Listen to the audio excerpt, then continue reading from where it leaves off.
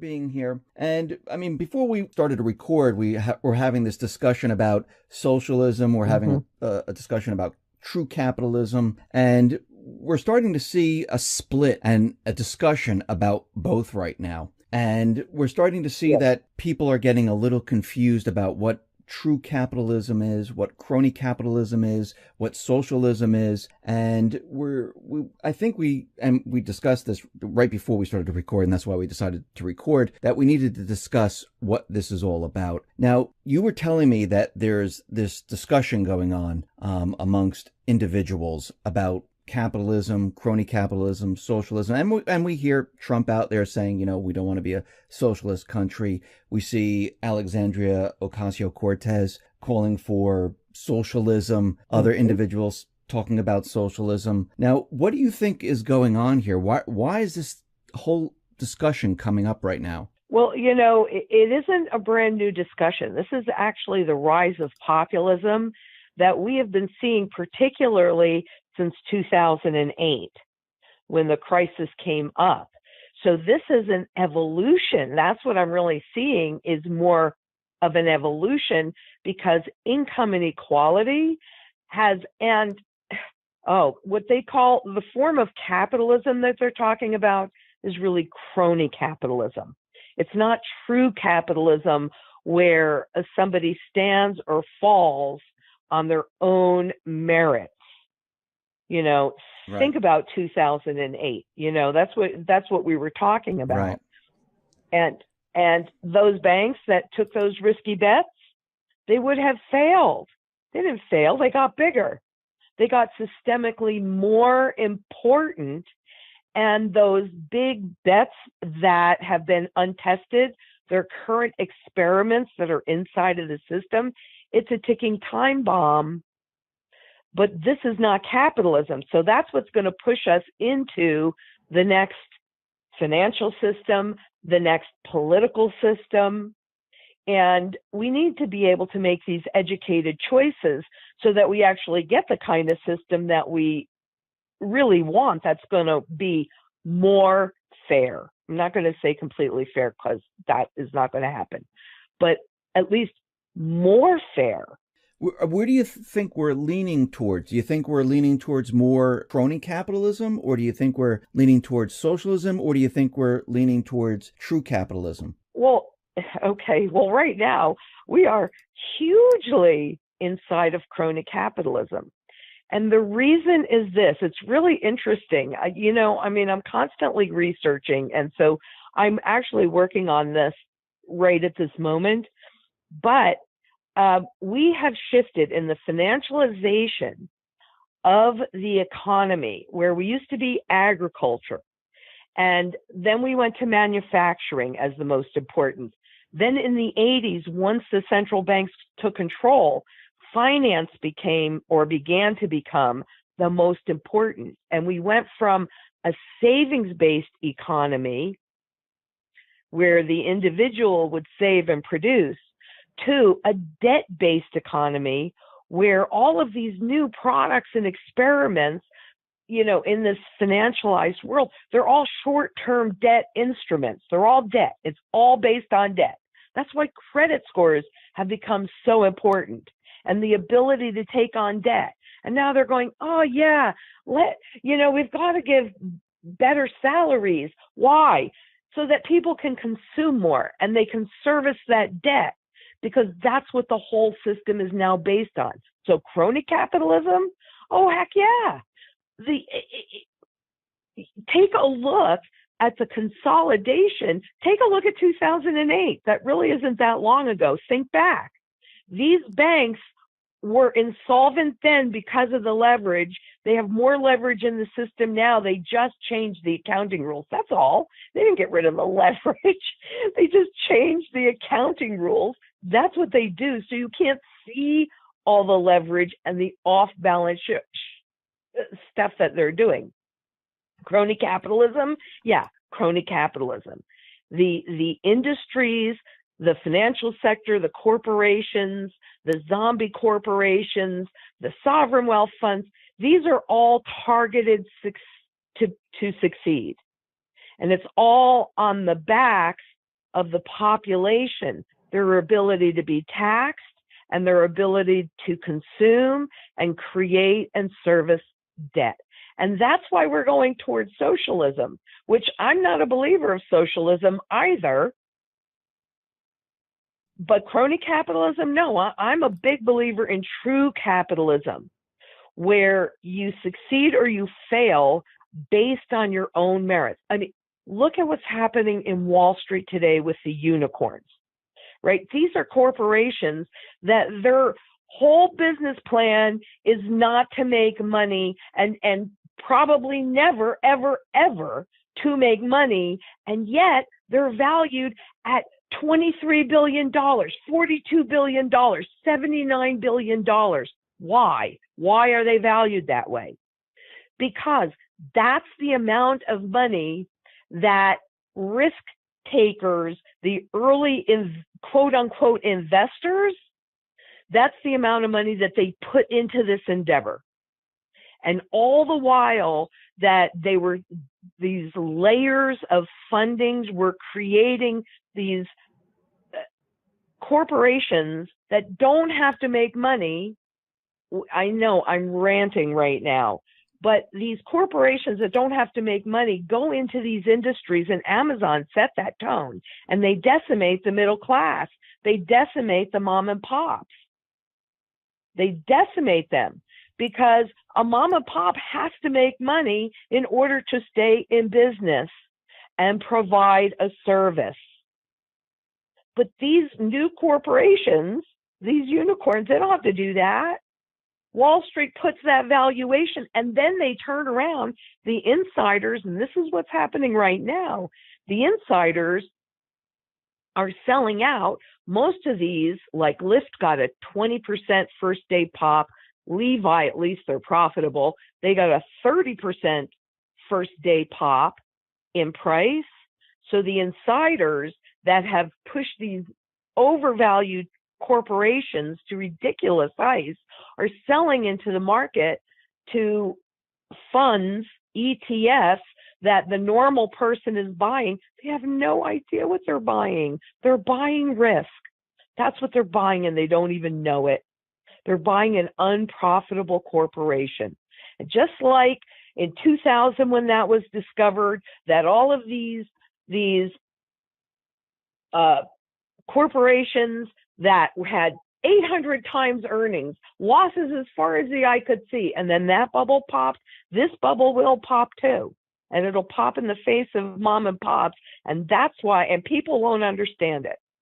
Because the bottom line of all of this, and this is probably the biggest thing that I see with any kind of movement, whether it was the 99% or the populist movement, it's that they don't really fully understand the foundation of what they're fighting for and about. And it's about the money that they work for, they use as their tool of barter, so it values their labor, and they attempt to save it for down the road when they need it. But the system is rigged, so they will never be able to do that. And over time, the value of their labor just erodes and erodes and erodes. And that's the problem. That's the real problem, is that people don't know that. So they don't know what they're agreeing to. So do you think that the next time you're talking about that this bubble is going to pop, do you think the government's going to step in again and save these type of companies, corporations? No, I think they can't do it anymore. That's what I think. When I'm looking at all of this information and this data, what I'm actually seeing is that there are no tools left.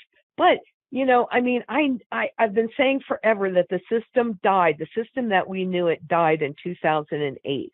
And I just uncovered a NIBOR working paper, which I haven't fully read yet, but I'm in the middle of it, because it's like everything kind of comes together in here.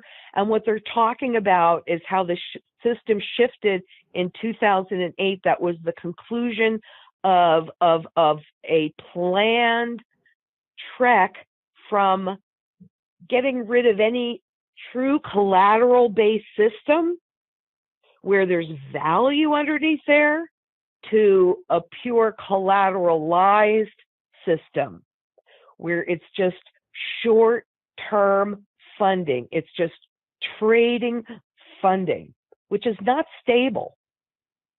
But that shift concluded in 2008. And look at what's happening. Are they going to do QE4?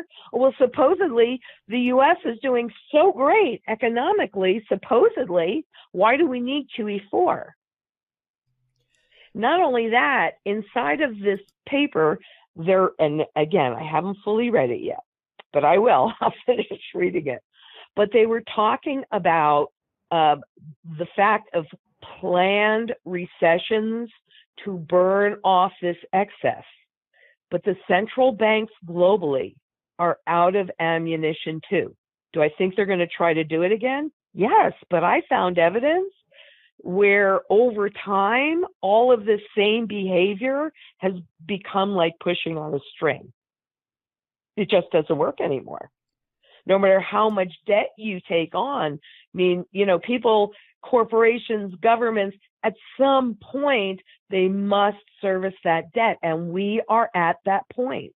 And that's why they're calling for more morphine in the system, or heroin, or whatever, but more free money drugs in the system with QE4 when we are officially not in a quote unquote recession. That's ridiculous. True. So, I mean, let's just back up for a sec here. So the Fed, they were planning on raising the rates in 2019, 3 to 4 times. Now they're not doing it at all. They took that off their plan completely. They're also winding down their tightening of their balance sheet, and they're going to, end that, I think, in the fall or something like that. So the ECB right now, they decided, you know what, we're not going to raise rates either. We'll decide it later this year, which most likely they probably won't raise the rates at all either. So we have the central banks right now. They're not raising rates. Now, like you said, statistically, and we know these statistics are manipulated, statistically, the economy is doing better than ever. If you look at GDP numbers, if you look at unemployment, and you look at all the other statistical numbers, you would think that the central banks, they would, continually raise the rates. They would continually tighten. They would continually do all this because during the presidency of Obama, when the statistical numbers weren't that great, they were, thinking about, okay, the economy's getting better. We're going to start raising rates. As soon as 2016 hit, they started to raise rates quite a bit, and the numbers got better and better and better. And all of a sudden, they moved away from raising the rates. Are they afraid that by raising the rates, were they afraid that the economy was going to come down and they were going to be blamed for the economy coming down? Exactly. Because what happened as they were raising the rates, we ended up with an inverted yield curve. Right. Now, according to their own data, the most likely outcome is a recession. And let's face it, this is happening on a global basis where yield curves are inverting. And people think, like Forbes did an article recently that said, oh, okay, we're out of that danger. Are you kidding me? It doesn't happen that fast. So we know that that's what's coming. And how are they going to service all of this debt that they can't service anyway? And yet we're supposed to take on a lot more debt. Well, can we take on a lot more debt? This is leading? No, we can't pay the debt we already have. In 2009, 77% of the debt that we were servicing was compounding interest. Okay, that's gotten worse. Even as they've held interest rates at zero or negative rates, that's gotten worse because once you start that compounding process, how do you ever get out of it? So they're trying to raise rates into it, which means that the compounding of the past interest just occurs more quickly. And we've got deficits as far as the eye can see, which means that we are spending trillions more than we are taking in tax revenue. If anybody thinks that the taxes are going to stay down, think again. How do governments generate income? Through taxation. Why do they want everything digital? Because then they can tax everything. Lifetime taxes. It's just like you're limited on your losses on an annual basis, but you're not limited to be taxed on any gains in any given year. So what do you think they're going to do when everything is at their fingertips?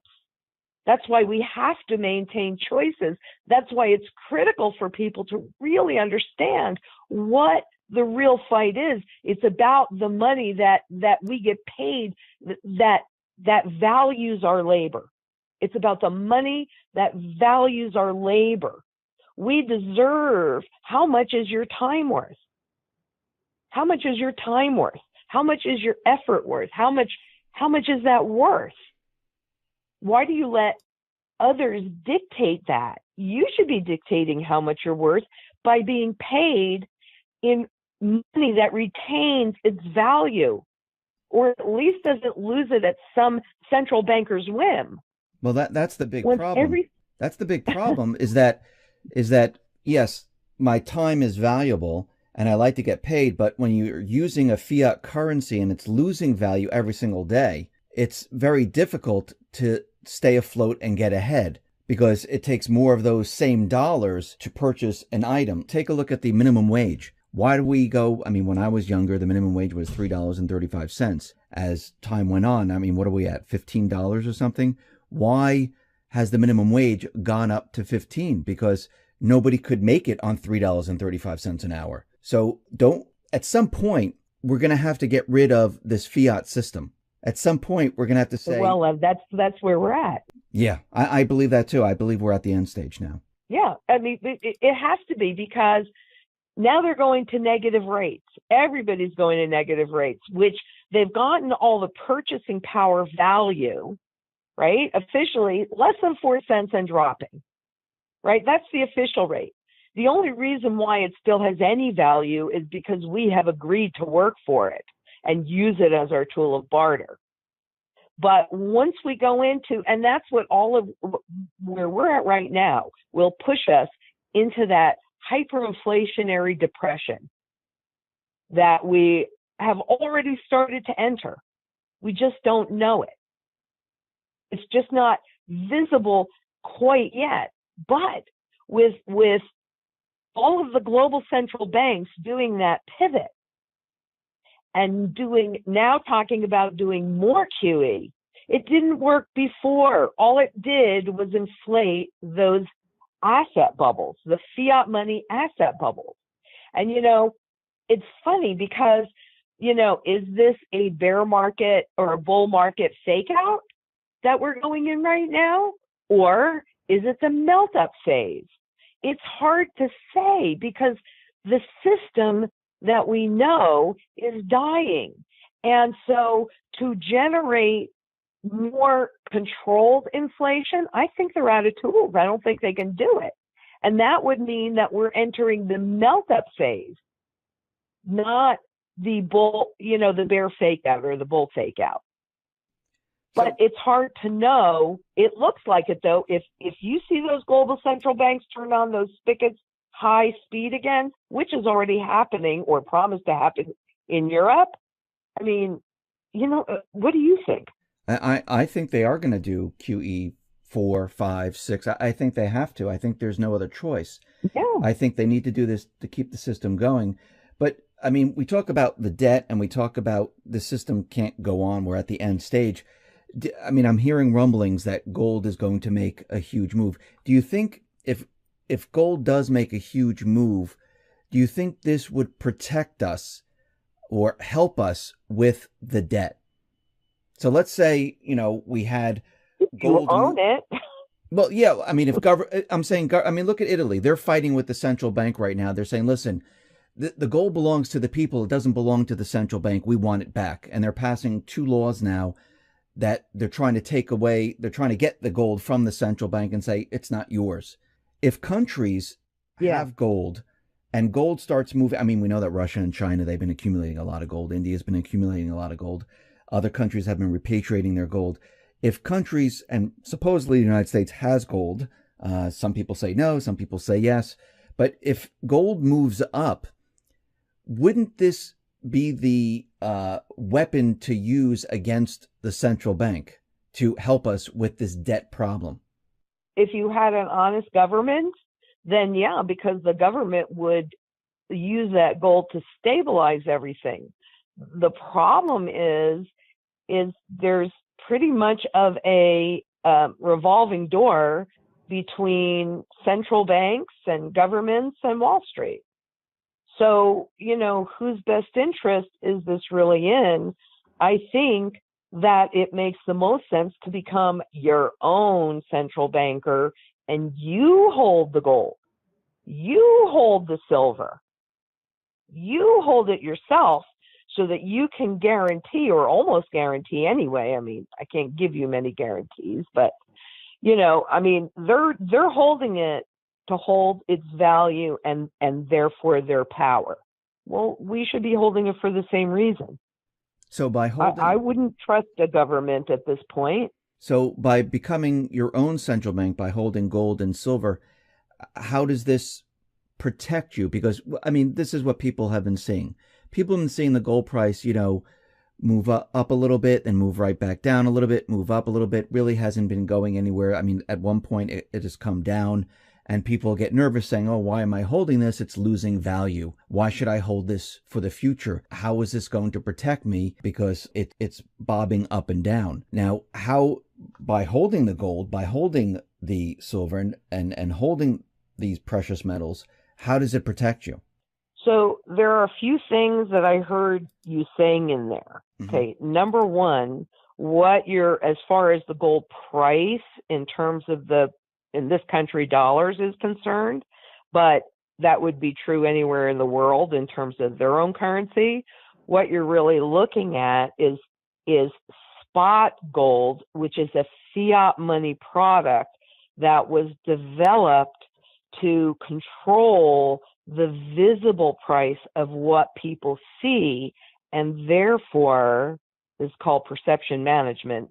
That's their term, not mine. And therefore control how you feel and move forward. So you have to always understand what the true value is of any asset or instrument. Gold is the primary currency metal against which all other currencies are judged because it contains all intrinsic value. It is indestructible. You can divide it without any loss of value. It is globally accepted.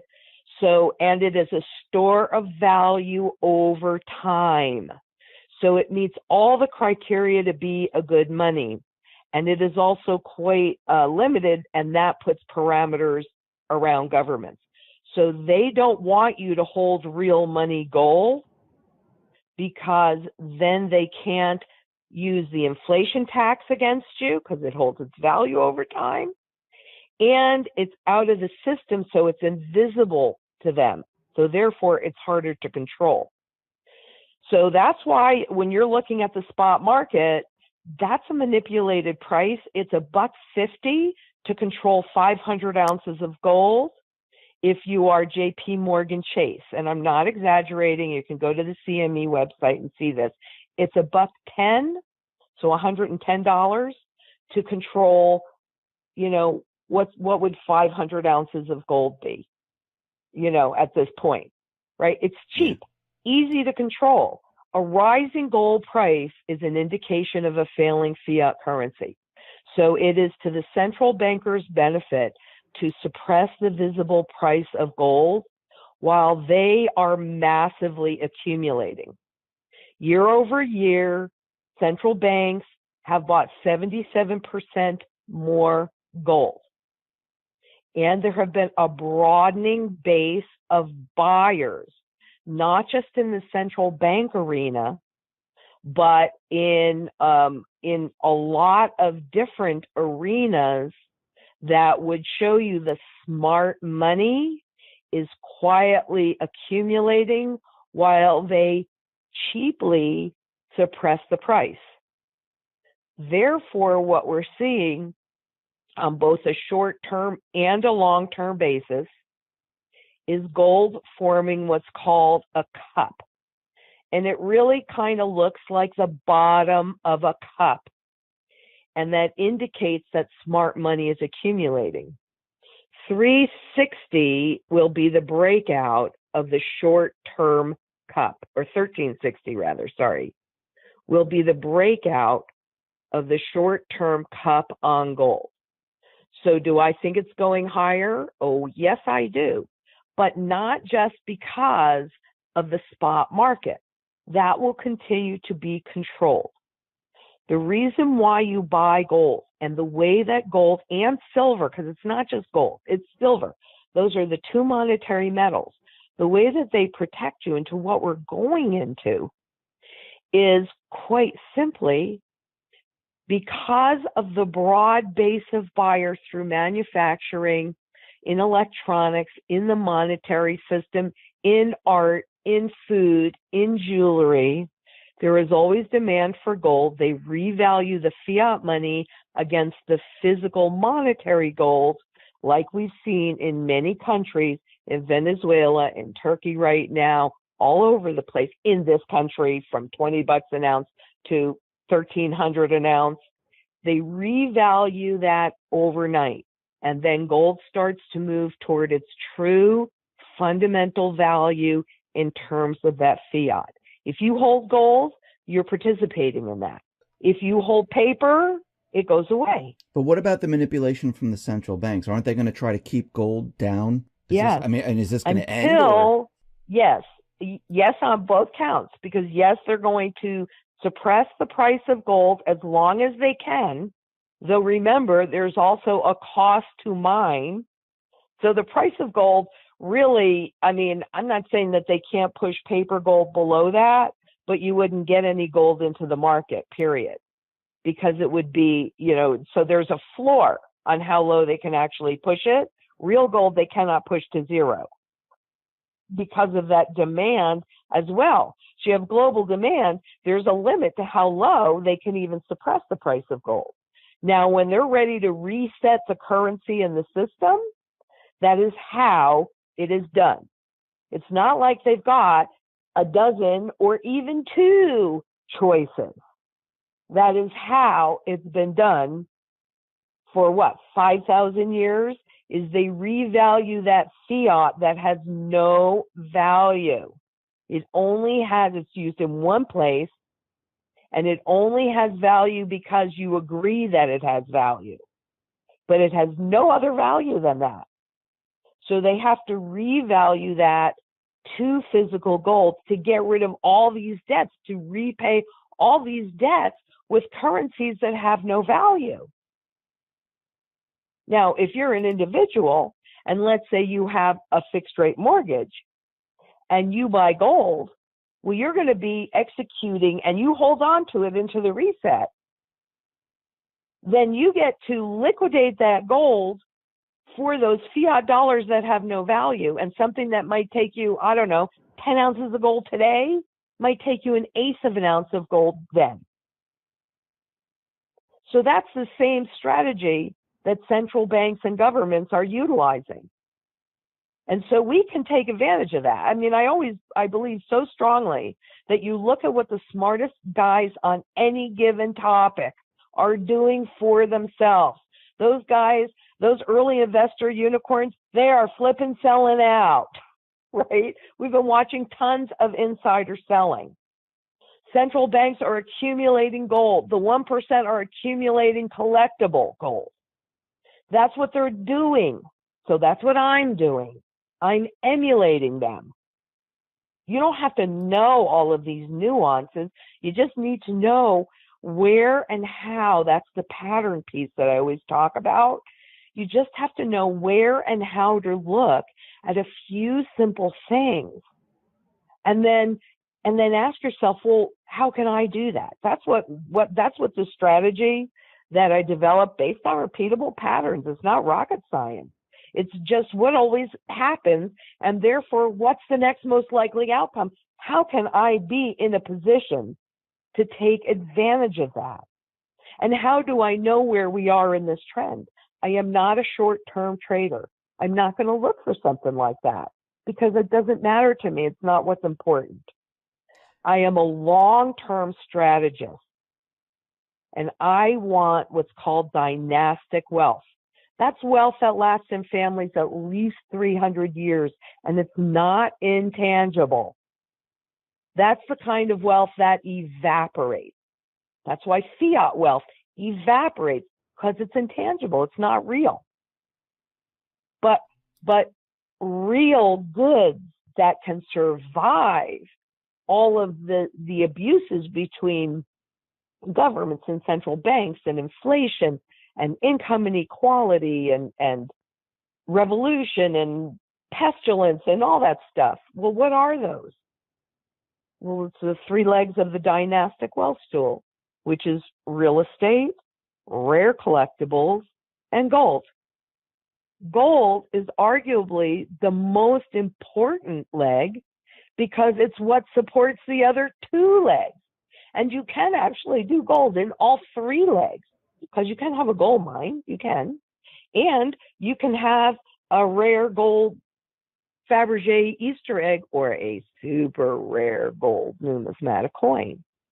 So that's what I want, is something that's real, that is in my possession, that I know that is invisible to everybody else, and that's real wealth. And I can always convert that into any good, any service, or any currency, no matter what is happening out there. So yeah, we need to be going into this, and we've already begun. This is not something we're looking to start. We're in the middle of it already. You know, we need to be as independent as possible so that we can sustain our current standard of living: food, water, energy, security, barterability, wealth preservation, which is what you do with the gold and the silver, and community and shelter.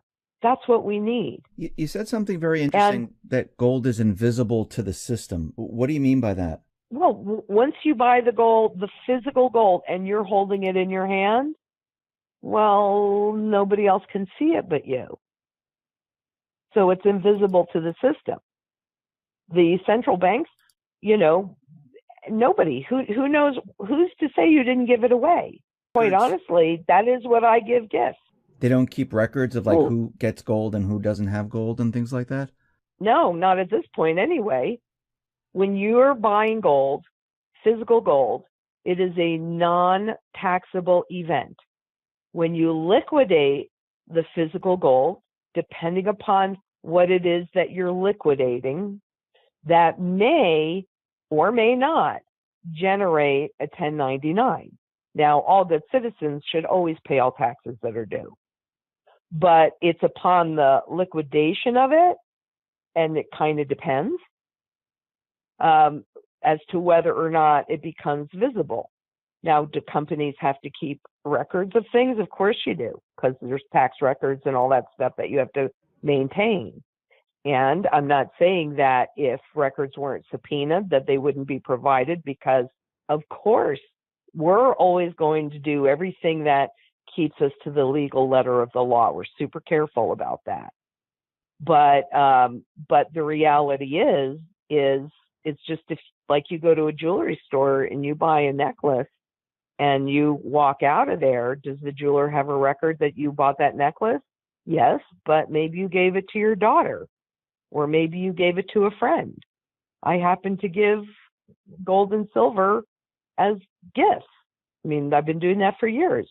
And is this why the central bankers hate it? Because they can't find out what your wealth is. I mean, if you have the fiat currency in the banking system, they all know what your wealth is. They know if you're in the stock market, they know what you have in the bank, they know everything. If you have gold, it's completely out of the system. They have no clue what you have. Exactly. And you know, Dave, I was a stockbroker in the 80s, and so I remember the transition. And some of your older listeners would remember what were called bearer bonds, where you had coupons, and those were held out of the system. Well, you know, when I became a stockbroker, the big push was assets in-house, right? So once you made a deposit of those bearer bonds, and whoever held those bearer bonds owned those bearer bonds, by the way. Okay. So it transferred title also invisibly. Whoever held them owned them. Same thing with gold. Whoever holds it owns it. And, they didn't like that. So they did a big push and also stock certificates. People would take possession of stock certificates out of the system, harder to track. Today, you can't get a bond. You can't get a bearer bond. They are only issued in what's called book entry, which means that it is legally owned by DTC or Seed and Company, even if you have it in your account. You don't actually own any of that. Stocks, you can still get stock certificates, but there is a huge push to do away with stock certificates.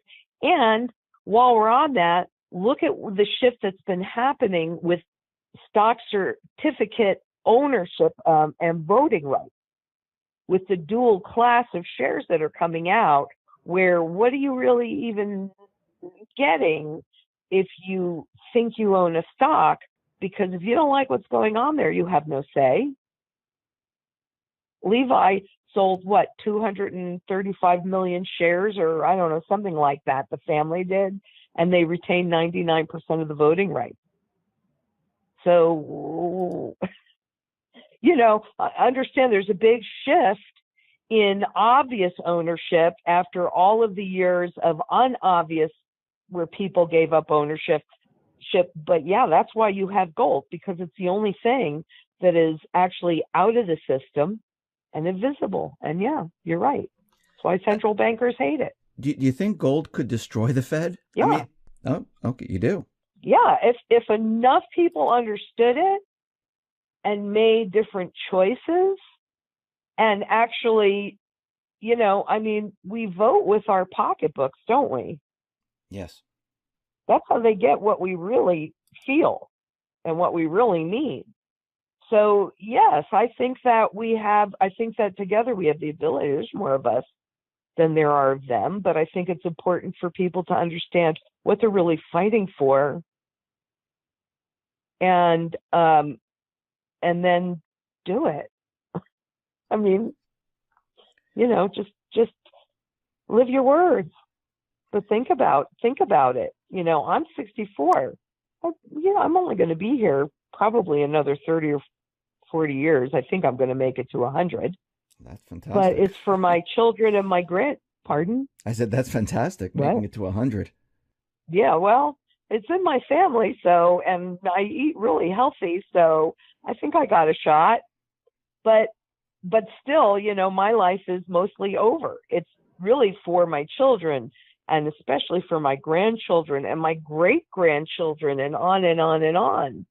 That's why I'm really doing all of this. It's for the generations to come. But it's the generations that are here, and especially it's in the, millennial generation and after. They're really the ones that need to understand this, probably more than anybody else.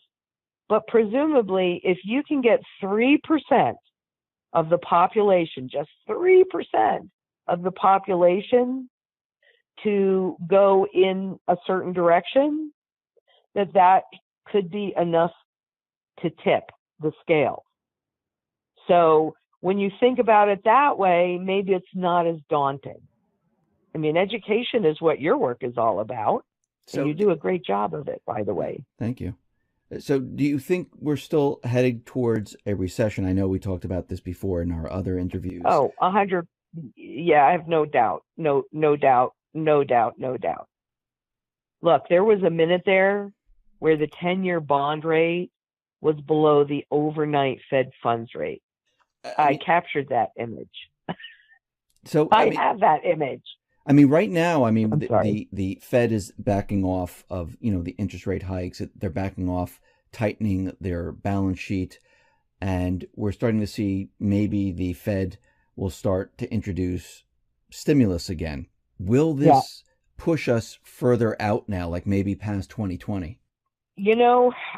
these are things that are beyond my control, but what they're doing is more like pushing on a string, so I wouldn't guarantee that. I wouldn't guarantee that at all. And I think a lot has to do.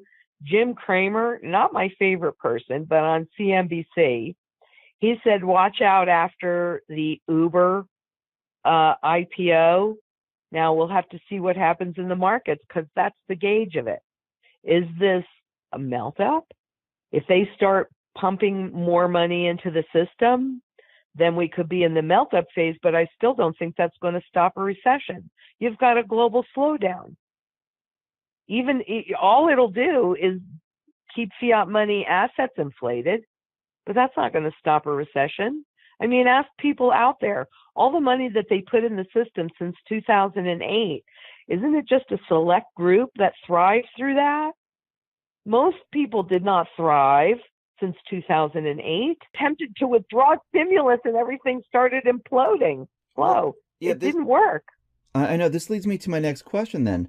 If the world economy is slowing and the central banks, they're the ones who are supposed to be managing the world economy, managing the United States economy, aren't they exposed now? Because they're the ones who are supposed to be managing. Aren't the people going to say, hey, wait a minute? I mean, I know Trump's out there. He contradicts the Fed. You know, every time they do something, he says, why are you doing this? Why are you doing that? Isn't this going to expose the central bank system that whatever you did, it did not work? Exactly. You're exactly right about that. And that's the problem for them, because it's all a con game requires confidence.